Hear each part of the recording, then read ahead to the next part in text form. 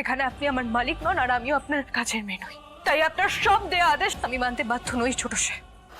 কুসুম, এটা কিন্তু আমার অনুরোধ না, এটা আমার অর্ডার।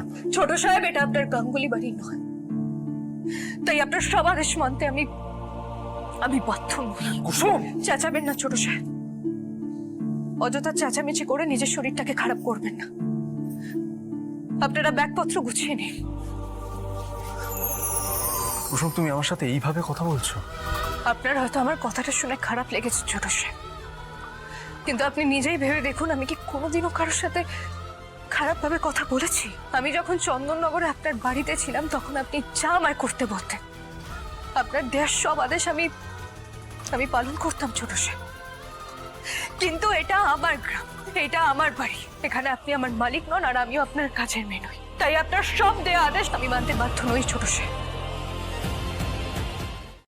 আজই ডাউনলোড করুন আর এনজয় করুন আপনার পছন্দের শো।